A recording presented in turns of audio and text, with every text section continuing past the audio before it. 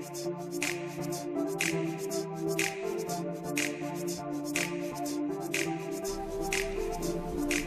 Alaikum, this is Polk Jr. With Blacklisted TV, and this is Education HQ.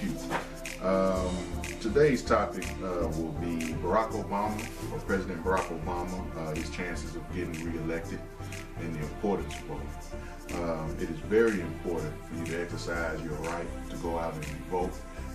A lot of people complain about the dilemmas and the problems that we face as a country and as a black community. If you don't utilize your right to vote and pick the leaders that make the critical decisions in your day-to-day life, you really don't have a reason to complain, because the minute or the time that you have to do something about the situations that we face is at election time. A lot of black people do vote in the presidential elections, but as we saw in 2010, we don't come out to vote in the primary elections. So a lot of the support system that Barack has disappeared because a lot of the senators were kicked out of office, and Tea Party officials were replaced them. And it is very important, it's critical for you to go out and vote, and if you haven't registered, register. And even if you are ineligible to vote, you still should encourage others that are to register and go out and vote. This is probably the most important election in this country's history. That's often said. It's primarily true each time it's said, but no more so than now. We have this nation's first African-American president. In my opinion, I feel that he's done more for the middle class and the underprivileged in this country than any president before him, even including Bill Clinton and John F. Kennedy. It's going to be a fight, not because he's not capable or he didn't do a good job. His opponent is totally inferior politically, but a lot of the problems he will face will be along racial lines, old tricks of the past, the poll taxes.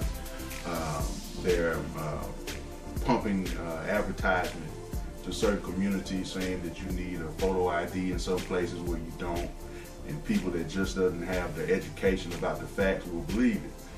It's up to you if you care about the direction this country is going to vote. I will say that I totally endorse President Barack Obama for no other reason than he's made Black America step his game up. And what I mean by that, I have seen little girls say they want to marry a man like Barack Obama. I've seen little boys say Barack Obama makes me want to be smart. He makes me want to dress the part. He makes me want to speak correctly, and I think this is positive.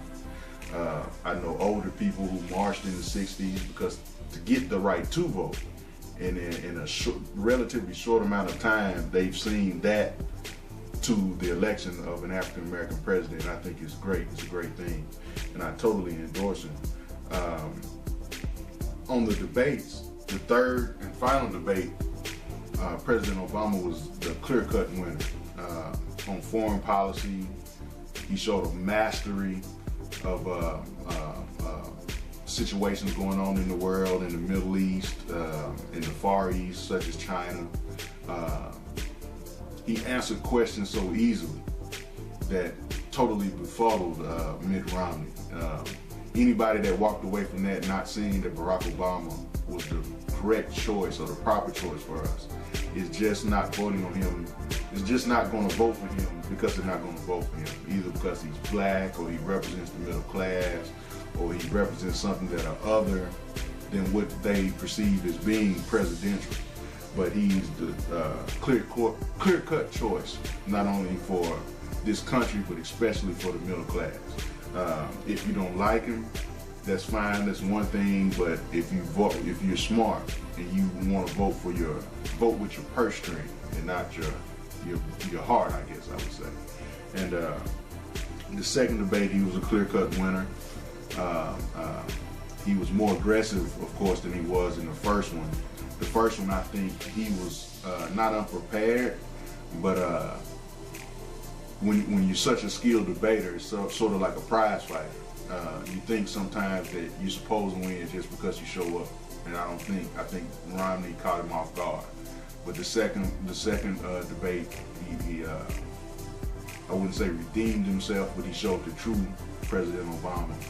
And in the third one, he was just absolute no contest. If it had been a basketball game, they would have called the mercy rule at like 10 minutes. They would have ended it. If it was a boxing match, the ref would have stepped in the middle and was like, it's over. President Barack Obama, I think, will go down in history as not only the best president we ever had, but the benchmark or the model for any other minority running for president. He's laying a groundwork for something that's going to be bigger than what you can even conceive of right now, because we're in the moment. And I would encourage many of you to go and do research on President Obama if you don't know much about him. There's several good books you can read, like An American Story. It's a collection of his speeches and a lot of the things that he said on the campaign trail during the first campaign. Another book that's good is The Speech, and it's basically detailing the events of the Reverend Wright situation, where they tried to, I guess, derail his momentum at the time. And he so eloquently gave a speech about his dealings with Reverend Wright and why Reverend Wright said what he said, and not so much about what he said, but why he said it. And that's the bigger issue. The name of that speech is A More Perfect Union. And there's also a speech that he wrote even before he became a senator. I think it was back in his graduate days or in law school. Dreams of My Father, where it tells a little bit about his life and his background. And I think that will give you a better insight